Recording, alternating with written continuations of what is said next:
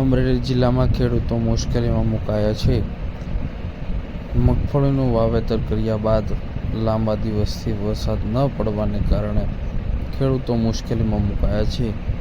મગફળી સુકાઈ રહી છે, તો સાથે જ અનેક ખેડૂતનો કપાસ પણ સુકાઈ રહ્યો છે, જેથી ખેડૂત આ વર્ષે મુશ્કેલીમાં મુકાયા છે. છેલ્લા 29 દિવસથી વરસાદ ન થતાં ખેડૂત મુશ્કેલીમાં મુકાયા.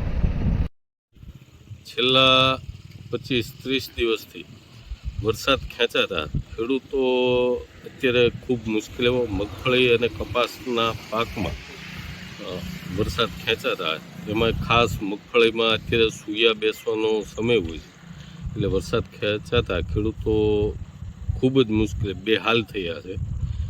સામે વીજળીની થોડીક અનિયમિતતા, એટલે ખેડૂતો ખૂબ જ મુશ્કેલીમાં છે.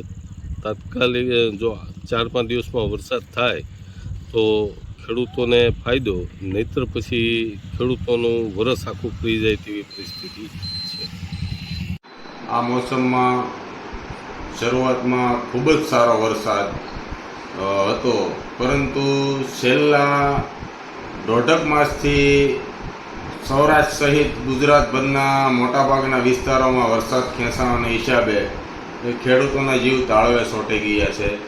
અને એ માટે ખેડૂતોના હિત માટે ગયા 2 દિવસ પહેલાં સરકારશ્રીએ 8ને બદલે 10 કલાક વીજળી અને ખેડૂતોને સૌની યોજના મારફત પિયતના પાણી ખેડૂતોના નુકસાનને પહોંચી વળવા માટે જાહેરાત કરી છે. ત્યારે સરકારશ્રીને એ માટે ખૂબ ખૂબ અભિનંદન.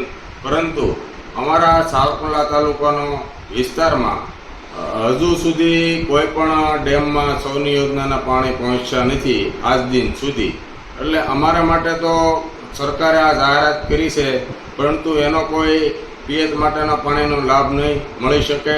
અને અમારા તાલુકાનો મોટાભાગનો વિસ્તાર એવો છે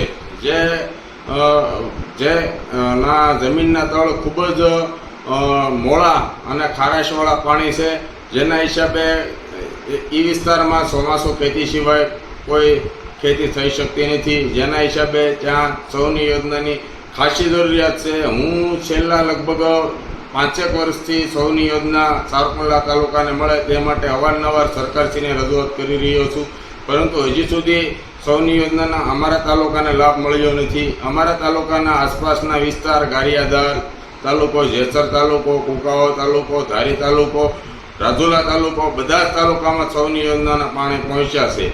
તો સરકારશ્રીને મારી નમ્ર વિનંતી છે કે અમારા તાલુકામાં હવે સરકારશ્રી પણ 5-15 દીમાં આ કોઈ યોજના કે આ પાણી 5-15 દીમાં પહોંચાડી નહીં શકે, પરંતુ આ વર્ષે તાત્કાલિક કોઈ વિશેષ બજેટની જોગવાઈ કરી અને આ વર્ષે જો પાણી ની નાખવા માટેની કામગીરીની આ વર્ષે સર્વે કરી અને શરૂઆત કરે તો આવતા વર્ષોમાં જે અત્યારે હાલાકી અમારા ખેડૂતોને પડી રહી છે તે આવતા વર્ષોમાં ન પડે.